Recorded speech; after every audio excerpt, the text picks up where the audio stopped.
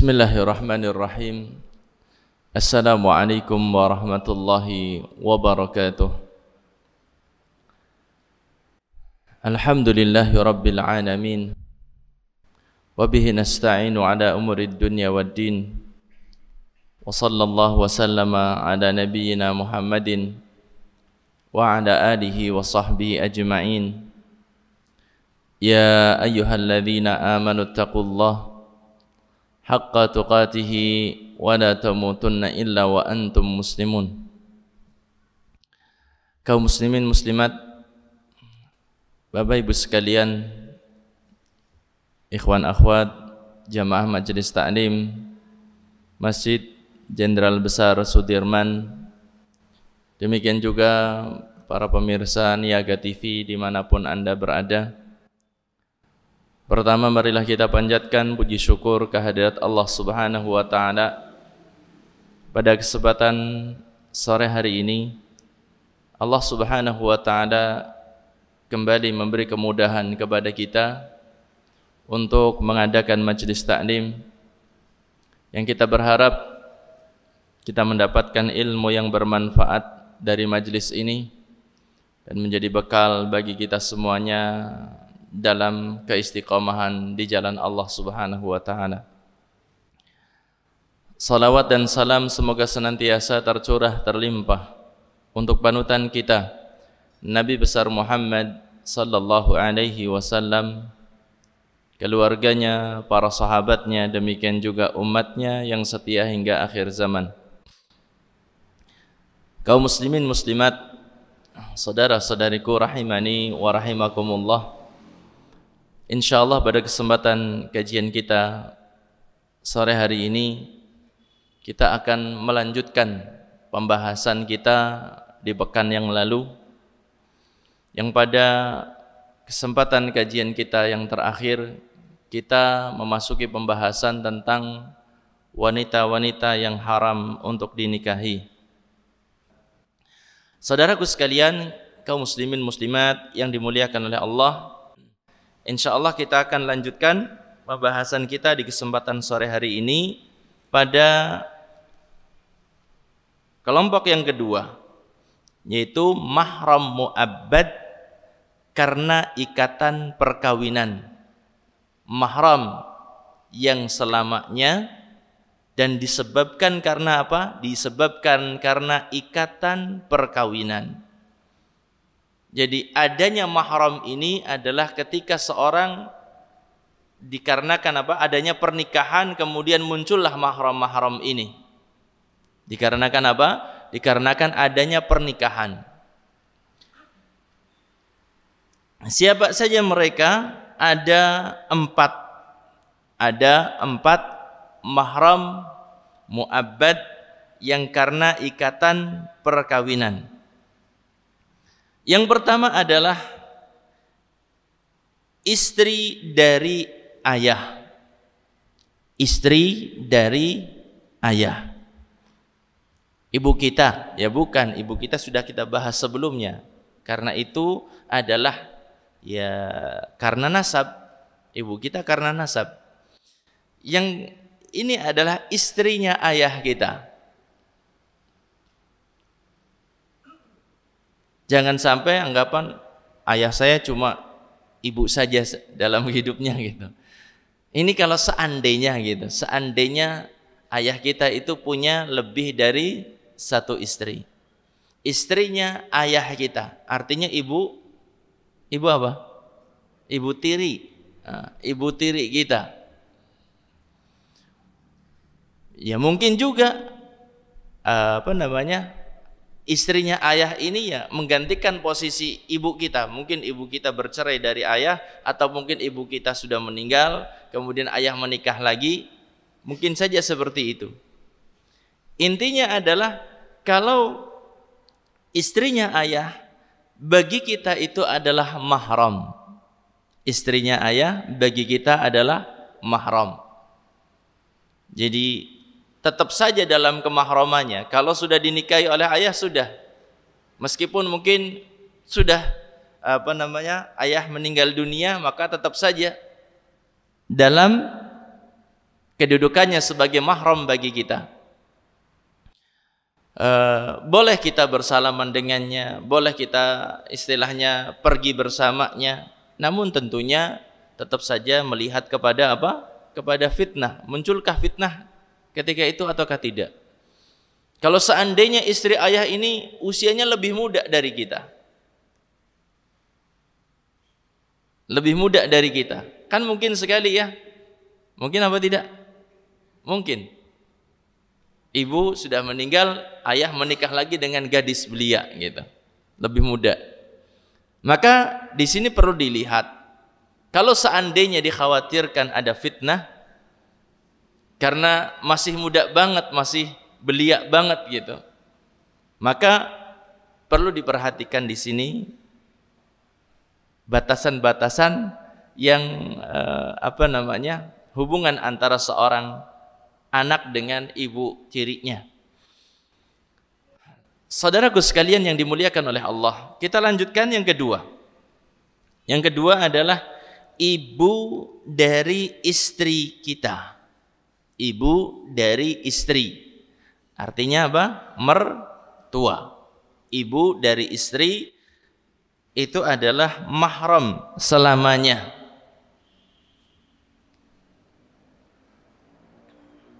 Ibu dari istri adalah mahram untuk selamanya. Dengan hanya sekedar akad nikah dengan anaknya, tanpa harus ada persetubuhan terlebih dahulu, sudah menurut mayoritas ulama atau kebanyakan ulama, hal itu sudah menjadikan apa? Ibu mertua itu sebagai mahram untuk selama-lamanya. Jadi dengan hanya sekedar seorang mengatakan saya terima nikahnya fulanah binti fulan, yang itu merupakan anak dari fulanah gitu ya, maka secara otomatis padahal belum hubungan badan sama sekali, atau bahkan mungkin terpisah, sudah akad terpisah tanpa melakukan persetubuhan, maka mertua itu sudah menjadi mahram selamanya. Bisa dipahami ini? Pokoknya kalau seorang menerima pernikahan seorang, artinya seorang muslimah diterima saya terima nikahnya seperti itu, otomatis ibu dari wanita yang dinikahi tersebut sudah menjadi mahram mu'abbad, mahram yang selamanya.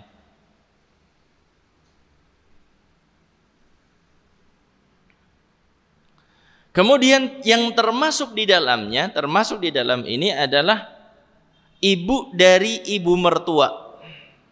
Ibu dari ibu mertua. Berarti nenek mertua gitu ya. Bukan nenek mertua, neneknya istri. Neneknya istri. Demikian juga ibu dari ayah mertua. Ibu dari ayah mertua. Jadi ibunya bapak mertua. Ini juga menjadi mahram mu'abbad, mahram untuk selamanya. Hanya dengan sekedar saya terima nikahnya fulanah bintu fulan, hanya dengan sekedar seperti itu sudah menjadi apa? Mahram untuk selamanya. Kemudian kita lanjutkan yang ketiga. Yang ketiga adalah anak perempuan dari istri. Anak perempuan dari istri. Jika seandainya umpamanya kita menikah dengan, jangan apa? Yang sudah punya anak namanya apa? Janda. Menikah dengan janda. Menikah dengan janda. Anak perempuan dari istri diistilahkan dengan robibah. Apa istilahnya? Robibah. Anak tiri. Ya. Anaknya istri. Maka dia itu menjadi mahram bagi seseorang yang telah menyetubuhi ibunya. Kalau cuma sekedar akad saja, kemudian berpisah setelah akad tanpa ada persetubuhan, maka tidak dikatakan sebagai mahramnya. Menjadi mahram kapan? Ketika ada akad, kemudian laki-laki tersebut menggauli istrinya, maka anak dari istrinya tersebut menjadi apa? Mahram baginya. Kalau seandainya akad, kemudian berpisah, kemudian ketemu lagi dengan anaknya, kepengen menikah dengan anaknya gitu, boleh apa tidak?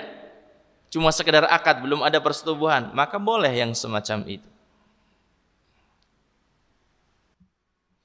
Kemudian yang termasuk mahram juga adalah anak perempuan dari anak perempuan istri, cucunya istri. Anaknya istri mahram, cucunya istri juga mahram. Bisa dipahami ini? Anaknya istri jelas ya. Anaknya istri menjadi mahram ketika apa? Seorang menikahi orang wanita, kemudian sampai terjadi persetubuhan, maka menjadi mahram mu'abbad. Menjadi mahram mu'abbad harus dengan syarat apa? Sudah terjadi persetubuhan. Kalau belum, maka tidak. Kemudian yang termasuk adalah cucu dari perempuan tersebut. Cucu dari perempuan dari istri tersebut, cucu perempuannya, baik dari anak laki-laki ataupun anak perempuan. Cucu dari perempuan tersebut, baik cucu dari anak laki-laki ataupun cucu dari anak perempuan. Itu adalah dimasukkan ke dalam yang ketiga ini, yaitu termasuk anak perempuan dari istri. Kemudian yang keempat, istri dari anak laki-laki, yaitu menantu. Istri dari anak laki-laki, yaitu yang kita kenal dengan istilah menantu.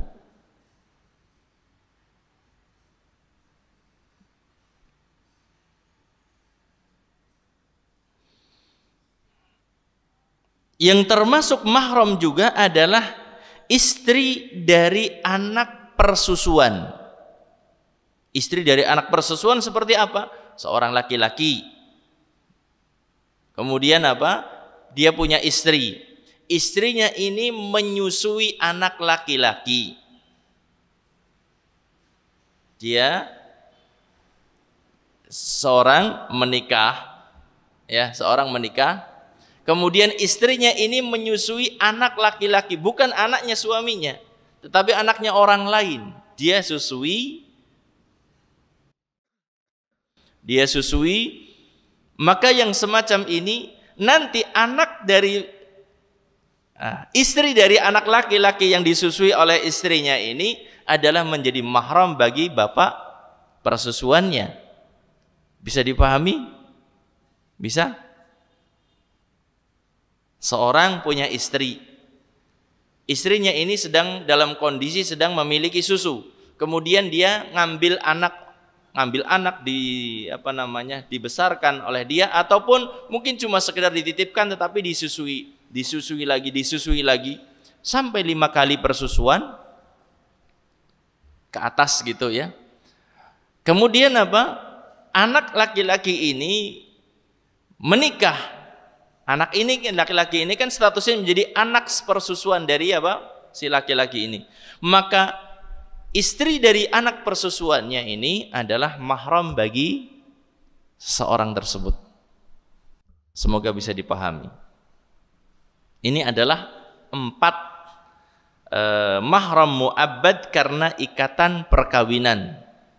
4 mahram mu'abbad karena ikatan perkawinan. Siapa saja? Kita ulangi. Yang pertama tadi, istri dari ayah, istrinya ayah. Kemudian yang kedua, ibu dari istri, yaitu mertua, menjadi mahram selamanya hanya dengan sekedar apa? Hanya dengan sekedar akad saja sudah menjadi mahram untuk selamanya. Dan termasuk di dalamnya adalah ibu dari ibu mertua dan ibu dari bapak mertua. Selanjutnya yang ketiga adalah anak perempuan dari istri, yaitu istilahnya apa tadi namanya? Robibah. Robibah, anak perempuan dari istri yang dikenal dengan robibah, ini juga adalah mahram dengan syarat tadi pernikahan kemudian plus adanya persetubuhan, maka menjadi mahram mu'abbad karena apa? Perkawinan. Termasuk di dalamnya adalah anak perempuan dari istri. Anak perempuan dari apa? Dari istri, baik dari anak laki-lakinya, anak perempuan dari anaknya istri gitu ya. Anak perempuan, cucu perempuan dari anak laki-laki ataupun anak perempuan seperti itu. Kemudian yang keempat adalah istri dari anak laki-laki, yaitu menantu dan juga istri dari anak persusuan, istri dari anak persusuan. Kita lanjutkan setelahnya.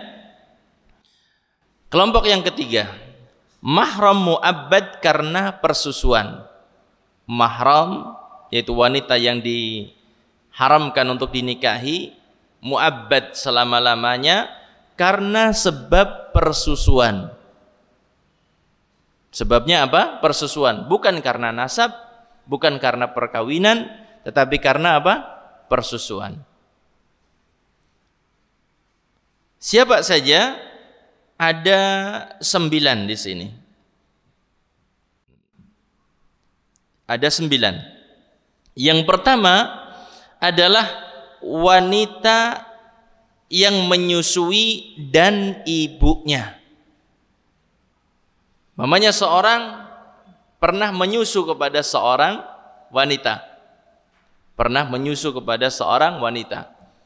Maka wanita yang disusuinya itu adalah mahram bagi dia. Adalah mahram bagi dia.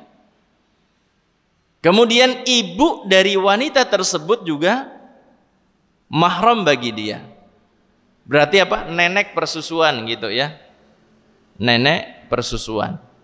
Jadi ibunya, ibu yang menyusui dan juga ibunya dari yang menyusui tersebut adalah mahram bagi dia. Ini yang pertama. Yang kedua adalah anak perempuan dari wanita yang menyusui. Anak perempuan dari wanita yang menyusui. Umpamanya kita menyusu kepada seorang ibu. Kemudian ibu tersebut punya anak perempuan. Jelas? Jadi kita menyusu, umpamanya kita menyusu kepada seorang, kemudian ibu tersebut punya anak perempuan. Maka anak perempuan dari ibu tersebut adalah mahram bagi kita. Mahram karena sebab apa? Persusuan. Karena dia adalah saudara persusuan kita. Kemudian yang ketiga, saudara perempuan dari wanita yang menyusui. Saudara perempuan dari wanita yang menyusui. Gambarannya kita, lebih mudah ya. Kita punya ibu persusuan. Adik dari ibu persusuan, kakak dari ibu persusuan, itu adalah mahram bagi kita. Saudara perempuan dari ibu persusuan kita itu mahram bagi kita. Jelas ini jalurnya? Jelas ya?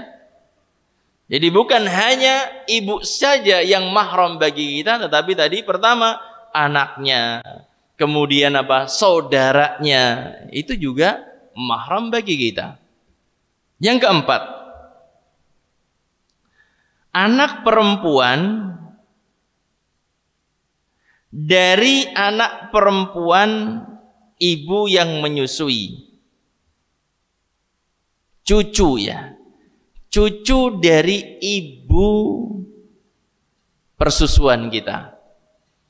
Umpamanya kita menyusu kepada seorang wanita. Anaknya ibu tersebut saudara persusuan kita. Cucunya ibu tersebut adalah tentunya keponakan persusuan kita. Maka nggak boleh kita menikahinya. Mahram mereka tersebut. Mereka adalah mahram.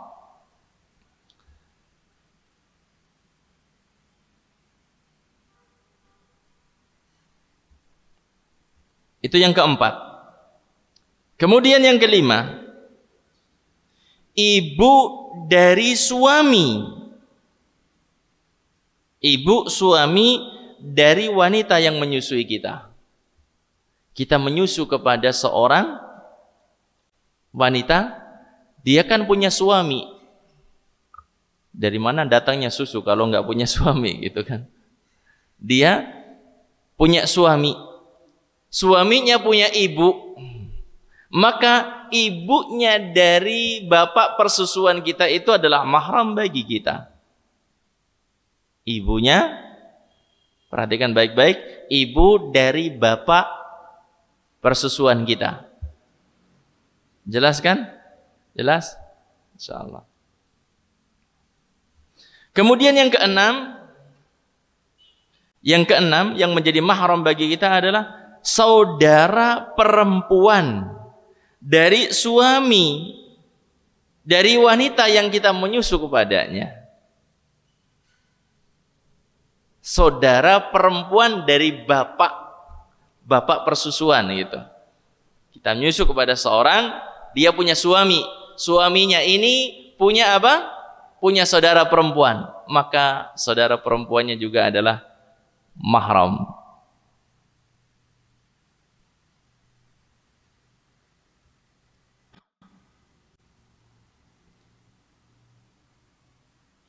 Itu yang ke-6. Yang ke-7, anak perempuan dari anak laki-laki dari wanita yang menyusui. Anak perempuan dari anak laki-laki ibu yang menyusui gitu. Artinya ya keponakan sepersusuan ya. Jadi umpamanya seperti ini, kita punya ibu persusuan. Ibu persusuan ini punya anak laki-laki. Anak laki-laki tersebut itu saudara sepupersusuan kita kan? Saudara sepupersusuan kita yang laki-laki ini punya anak perempuan. Maka itu juga merupakan mahram. Jelas urutannya? Jelas? Jadi keponakan tapi dari anak laki-lakinya ibu persusuan kita. Kemudian yang ke-8, anak perempuan dari suami dari wanita yang menyusui. Urutannya gimana? Perhatikan baik-baik. Anak perempuan dari suami yang seorang itu, yang kita gambarkanlah dari kita yang menyusu kepadanya. Kita menyusu kepada seorang seorang perempuan. Kemudian perempuan ini kan punya suami. Suaminya ini punya anak yang bukan dari ibu yang kita menyusui kepadanya. Jelas? Jadi suaminya ini punya anak sendiri yang bukan dari ibu yang kita menyusu kepadanya. Anak perempuannya itu juga merupakan mahram bagi kita. Kalau kita sebutkan kita sebagai lakonnya, lakon dalam apa hal ini gitu. Jelas ya urutannya, anak perempuan dari suami wanita yang menyusui kita. Kemudian yang ke-9 adalah istri lain. Istri lain dari suami wanita yang kepadanya. Istri lain. Subhanallah. Ikatannya jadi nyambung-nyambung Luas banget ya. Kita umpamanya menyusu kepada seorang, kemudian apa? Ibu susu kita itu punya suami, suaminya punya istri lebih dari satu. Istrinya dari bapak persusuan kita, semuanya itu adalah mahram bagi kita. Masya Allah, bertambah saudaranya banyak banget. Mahramnya banyak banget jadinya, Masya Allah.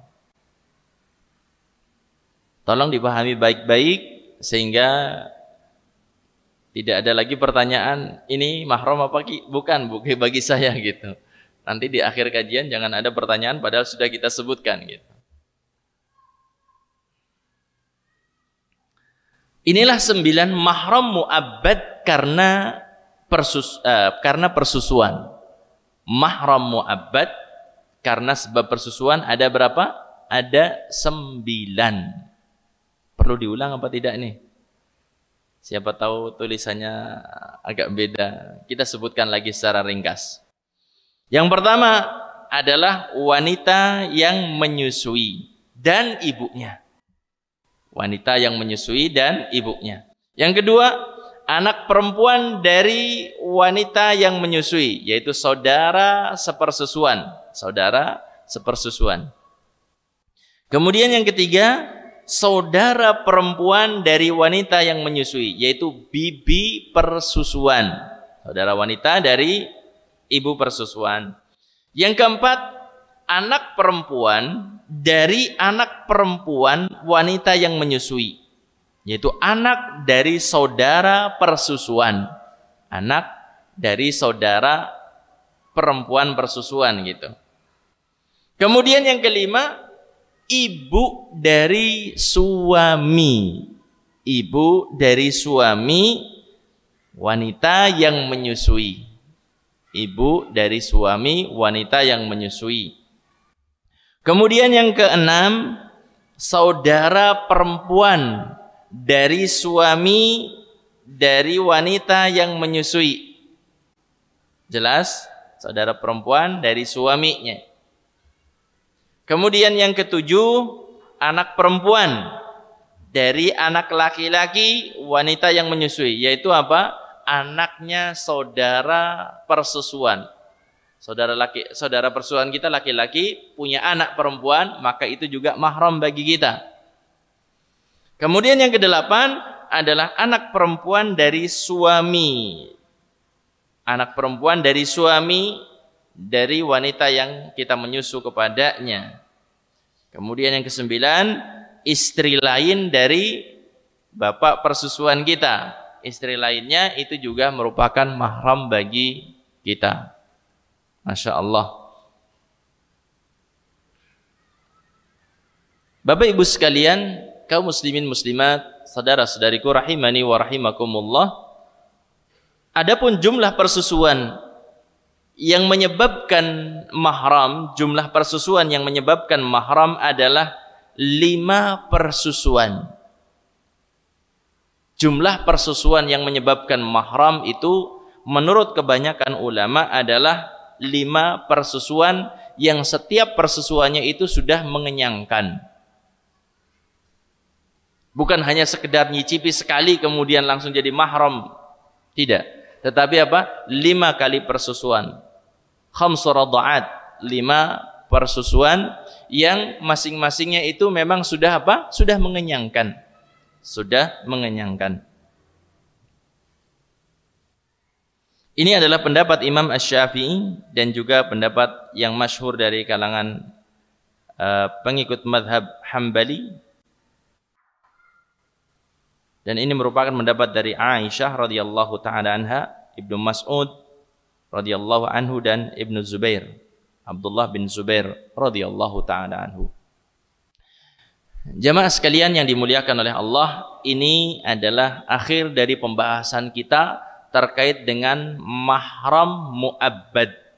Mahram mu'abbad ada 3 macam, karena nasab, karena perkawinan, karena persusuan. Ini yang tadi kita bahas adalah mahram mu'abbad karena apa? Persusuan.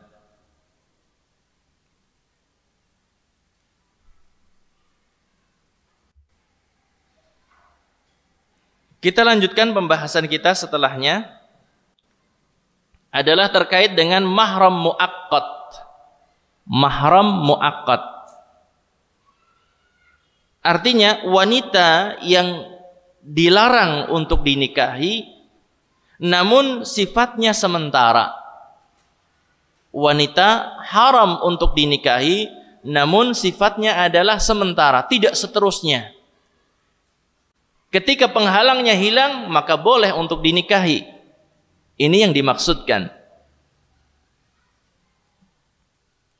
Siapa saja mereka? Ada 8. Ada 8 yang semoga kita diberikan kemudahan untuk bisa menyebutkannya sebagai akhir pembahasan dari kajian kita sore hari ini. Yang pertama adalah saudara perempuan dari istri. Saudara perempuan dari istri. Yang dimaksudkan di sini, tidak boleh bagi seorang untuk menikahi saudara perempuan dari istrinya dalam satu waktu. Artinya nikah dengan kakaknya, adiknya dinikah juga di satu waktu. Padahal yang pertama masih jadi istri resmi dia nikahi adiknya. Ini nggak boleh yang semacam ini. Bolehnya adalah ketika yang pertama nikah, kemudian bercerai atau meninggal, kemudian ganti dengan adiknya. Boleh yang semacam itu. Kalau bercerai kira-kira mungkin apa tidak? Cerai dengan kakaknya, kemudian nikah dengan adiknya. Mungkin?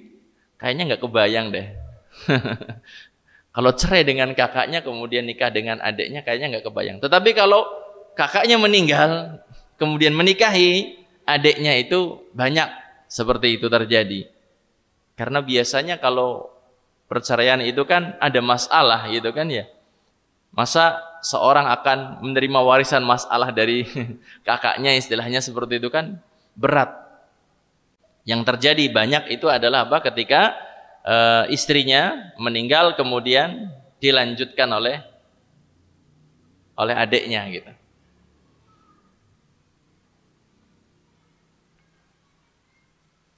Seperti siapa? Seperti sahabat yang mulia yang dijuluki dengan Dzunurain. Siapa? Utsman bin Affan radhiyallahu taala anhu. Utsman bin Affan menikahi 2 putri Nabi sallallahu alaihi wasallam. Ruqayyah dan Ummu Kalthum. Tetapi apa? Ketika salah satunya sudah meninggal, baru nikah yang dengan yang satu gitu. Bukan digabungkan. Kenapa dijuluki dengan Dzunurain? Dzunurain artinya yang memiliki 2 cahaya. Karena putri Nabi sallallahu alaihi wasallam itu adalah yang sangat istimewa. Seorang muslimah yang sangat istimewa. Maka yang mendapatkan 2 anugerah ini 2 kali adalah apa? Dijuluki dengan Dzunurain, yang memiliki 2 cahaya. Kenapa orang Syiah? Kenapa orang Syiah tidak mengagungkan Utsman bin Affan? Padahal Utsman bin Affan menikah dengan 2 anak Nabi sallallahu alaihi wasallam. Kalau Ali bin Abi Thalib berapa? 1. Kan ada permasalahan pasti di situ. Jamaah sekalian yang dimuliakan oleh Allah. Kemudian yang selanjutnya, yang kedua adalah bibi dari jalur ayah atau ibu dari istri. Jadi umpamanya kita punya istri. Istri kan punya bibi. Bibi dari ayah, bibi dari ibunya. Maka bibi dari ayah, bibi dari ibunya itu mahram muaqqat. Mahram apa? Muaqqat. Yang dimaksudkan muaqqat apa? Yaitu apa? Sementara.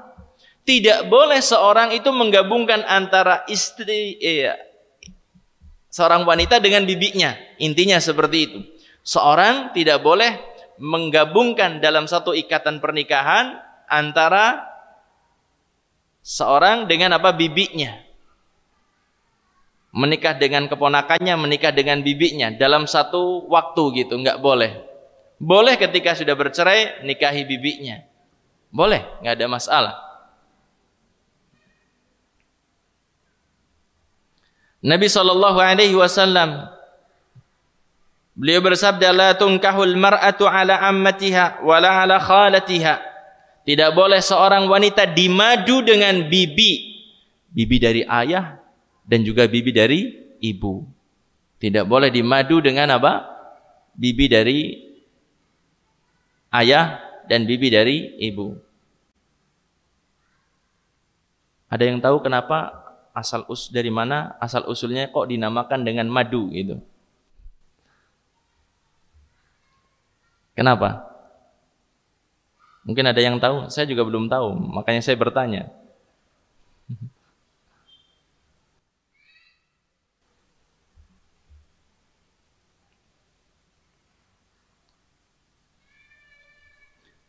Jadi kalau seandainya laki-laki tersebut, atau mungkin taruhlah kasus kita gitu ya, kita kemudian sudah bercerai dari istri kita, maka boleh kita menikahi siapa? Bibi dari istri kita, itu boleh. Kemudian yang ketiga adalah seorang wanita yang telah bersuami. Seorang istri yang telah bersuami dan istri orang kafir jika dia masuk Islam. Istri yang telah bersuami gitu ya, maka tidak boleh untuk dinikahi, haram untuk dinikahi. Kalau bercerai baru boleh dinikahi.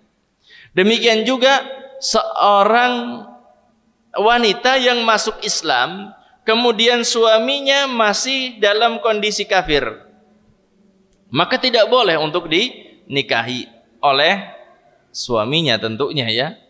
Oleh suaminya kafir kemudian menikahi apa? Seorang muslimah. Jadi jika seorang wanita masuk Islam dan suaminya masih kafir, ahli kitab atau agama lain, maka keislaman wanita tersebut membuat ia langsung terpisah dari suaminya yang kafir, terpisah otomatis.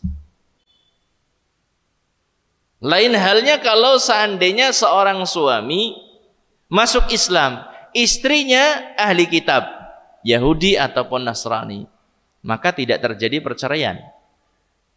Artinya ketika mau bertahan ya masih dalam ikatan pernikahan.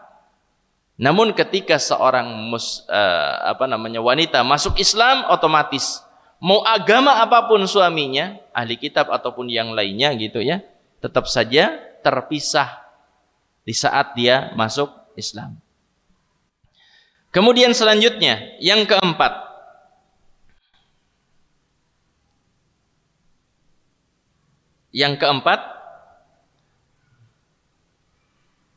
wanita yang telah ditalak 3. Wanita yang telah ditalak 3, maka tidak boleh dinikahi oleh suaminya yang dulu, suaminya yang pertama yang menceraikannya sampai 3 kali itu, kecuali kalau wanita tersebut sudah dinikahi oleh laki-laki lain dan diceraikan oleh laki-laki lain, boleh balik dengan suaminya yang pertama. Jelas? Kalau wanita itu sudah ditalak 3, cerai, kan sudah pisah, dicerai lagi sampai 3 kali, itu sudah nggak boleh. Kalau orang Jawa nyebutnya nggak boleh lagi balen. Nggak boleh lagi apa? Balen. Kalau talak pertama boleh, silahkan balen, nggak ada masalah. Kemudian yang kedua juga boleh seperti itu. Kalau sudah 3 kali maka tidak boleh lagi apa? Untuk kembali. Kecuali kalau wanita tersebut sudah apa? Sudah menikah dengan laki-laki lain dan bercerai, barulah dia boleh untuk menikah kembali.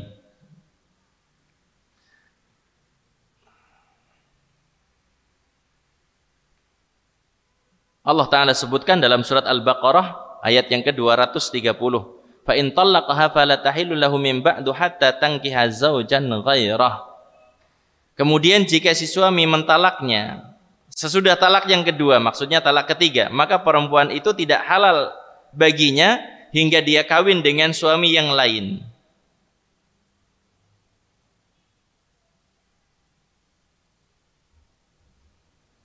Sebagian orang ketika saya berikan solusi, sudah talak 3 ini.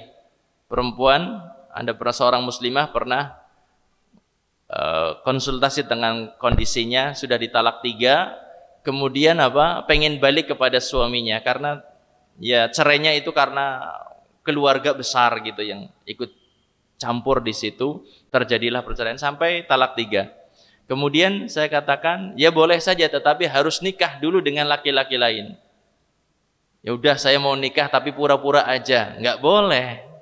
Nikahnya harus serius juga dan harus sampai digauli oleh suami yang kedua ini. Kalau sampai seperti itu, ya mending dipertahankan yang baru aja katanya.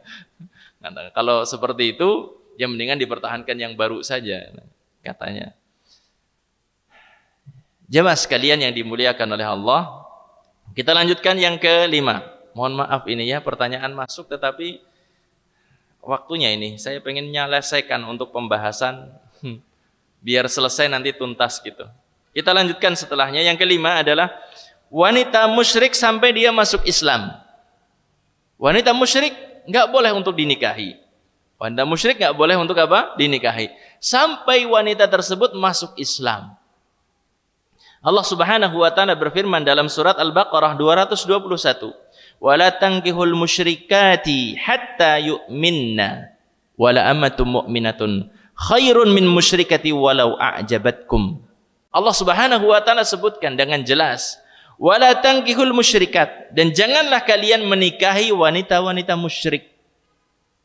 Jangan pernah tertariklah istilahnya dengan wanita-wanita musyrik, apalagi sampai menikahinya.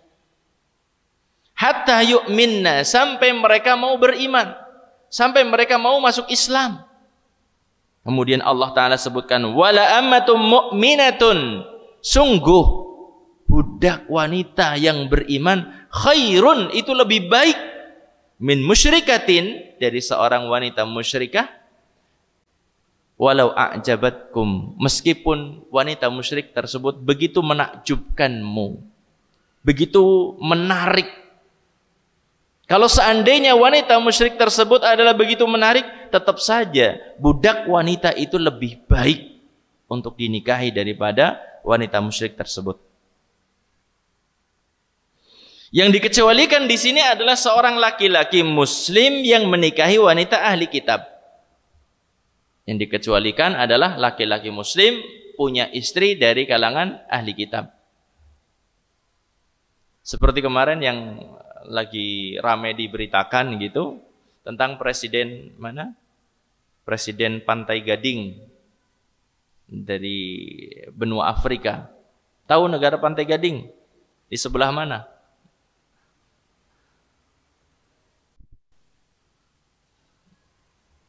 Kemarin saya tertarik ketika melihat yang informasinya katanya begitu sederhana, orangnya tidak menggunakan fasilitas negara, berhajinya dengan uang sendiri dan lain sebagainya. Saya penasaran mencari informasi tentang Presiden Pantai Gading ini. Kemudian saya dapati informasi yang cukup mengagetkan bagi saya. Ya, istrinya ternyata seorang ahli kitab dari Katolik.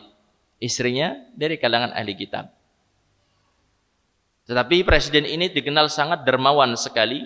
Coba saja antum melihat beberapa berita yang dimuat kemarin, postingan gambar tentang beliau lagi tidur di wallahualam di Muzdalifah itu ya, beralasan dengan tikar begitu saja, tidak mau difasilitasi oleh negaranya, sama sekali seperti itu.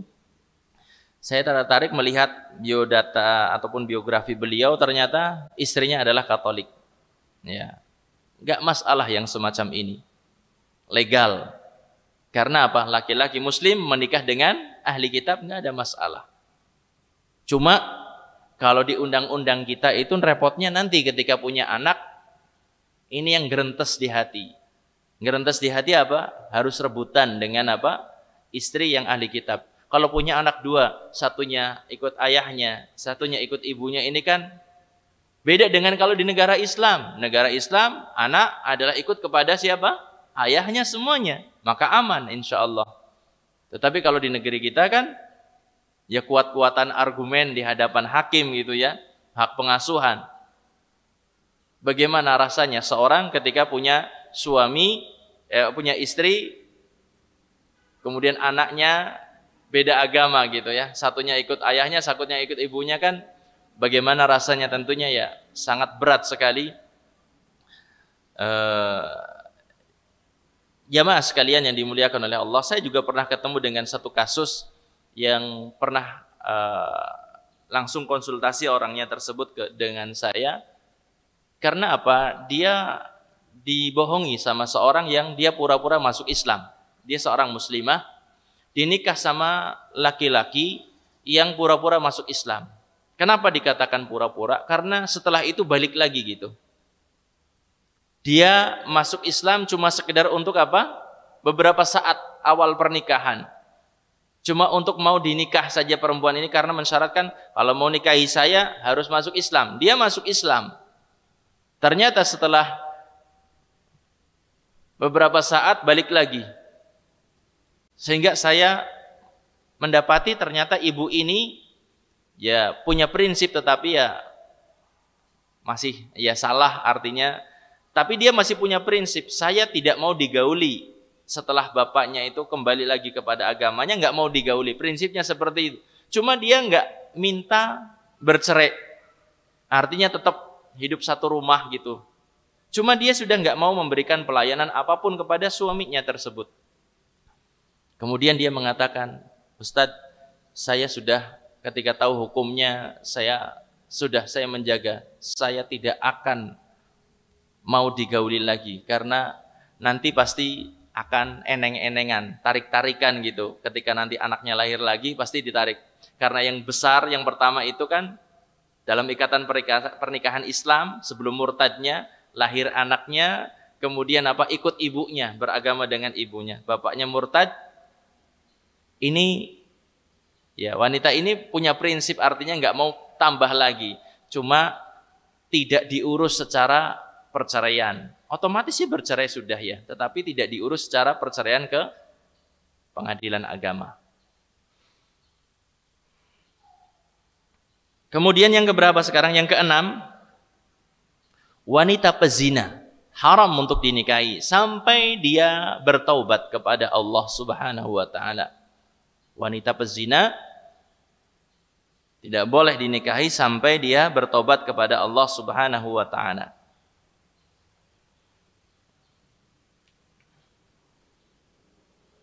Bukan hanya bertobat saja, tetapi dia harus membuktikan bahwasannya rahimnya itu kosong.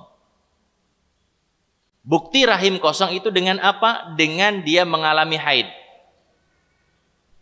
Wanita pezina boleh dinikahi kalau dia sudah bertobat. Kemudian yang kedua, harus istibra. Artinya memastikan bahwasannya rahimnya itu benar-benar kosong. Tidak ada benih yang lain. Karena tidak diperbolehkan seorang menabur benih di atas taburan benih orang lain. Nabi SAW beliau bersabda, la tuta' hamilun hatta tadu'a. Tidak boleh seorang wanita itu disetubuhi dalam kondisi dia hamil sampai dia melahirkan. Maksudnya hamil dari laki-laki lain gitu. Hatta tadu'a. Maka seorang yang tadinya berzina, dia boleh dinikahi setelah taubat. Dan yang kedua setelah istibra, memastikan bahwasanya rahimnya itu apa? Kosong, tidak ada janin yang dikandungnya. Kemudian yang ketujuh, yang haram dinikahi secara apa? Muaqqat adalah wanita yang sedang ihram sampai dia bertahallul. Wanita yang sedang berihram sampai dia bertahallul. Nabi SAW menyebutkan, la yankihul muhrimu wala yunkah wala yakhtub. Seorang yang sedang berihram tidak diperbolehkan untuk menikahkan, tidak boleh untuk dinikahkan, dan tidak boleh untuk meminang ketika dalam kondisi sedang apa? Berihram. Jadi tidak boleh menikah, tidak boleh dinikahkan, tidak boleh melamar.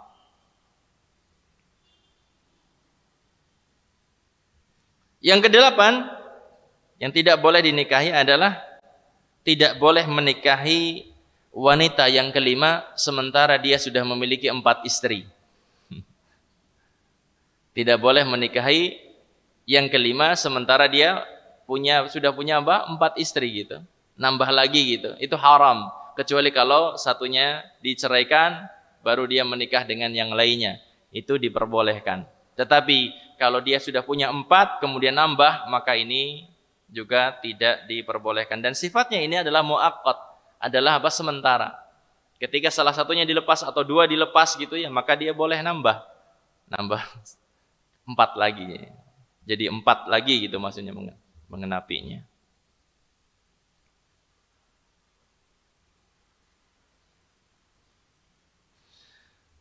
Ini akhir dari pembahasan kita tentang wanita-wanita yang haram untuk dinikahi. Semoga apa yang kita bahas menambahkan ilmu pengetahuan bagi kita, menambah pencerahan bagi kita semuanya. Dan ada satu pertanyaan yang perlu diangkat di sini. Assalamualaikum Ustadz. Waalaikumsalam. Afwan mau bertanya, bagaimana jika ada anak kembar ingin menikah dengan anak yang kembar juga? Apa diperbolehkan dua-duanya kembar Ustadz? Boleh. Tukar-tukaran boleh. Tolong pahami baik-baik. Tukar-tukaran maksudnya apa? Yang tua dapat yang muda dapat yang tua gitu. Bukan tukar-tukaran ganti-gantian. Boleh. Pihak sana kembar, pihak sini kembar. Karena mungkin saja kembar sana juga laki-laki perempuan, sana kembarnya laki-laki perempuan. Iya kan? Bukan perempuan-perempuan, laki-laki, boleh sama saja. Kalau seandainya sana itu laki-laki perempuan, kembar. Sini laki-laki perempuan, kembar, nikah. Kakaknya dapat adiknya, adiknya dapat kakaknya. Cuma manggilnya nanti ruwet. Karena di kita itu ada Pak D, ada Bude, ada Bulik gitu kan. Kalau di orang Arab itu kan adanya ammah. Ammah itu saudara perempuannya bapak, ami saudara laki-lakinya bapak. Khal saudara laki-lakinya ibu, khalah saudara perempuannya ibu gitu. Jadi boleh saja yang semacam itu. Wallahu a'lam bishawab. Adapun pertanyaan yang lain insyaallah kita akan bahas pada kesempatan yang akan datang. Ada beberapa pertanyaan yang masuk yang insyaallah nanti kita bahas pada kesempatan yang akan datang. Mungkin di awal sebelum kita melanjutkan kajian pada kesempatan yang akan datang biidznillahi taala. Semoga Allah Subhanahu wa taala memberikan kemudahan kepada kita semuanya untuk bisa terus mengkaji warisan Nabi kita Muhammad sallallahu alaihi wasallam, dan semoga Allah Subhanahu wa taala memberikan kemudahan kepada kita untuk bisa mengamalkan ilmu yang telah kita pelajari. Amin ya rabbal alamin. Kita akhiri majlis kita dengan doa kafaratul majlis. Subhanakallahumma wa bihamdika asyhadu an la ilaha illa anta astaghfiruka wa atubu ilaik. Wabillahi taufiq wal hidayah. Wassalamualaikum warahmatullahi wabarakatuh.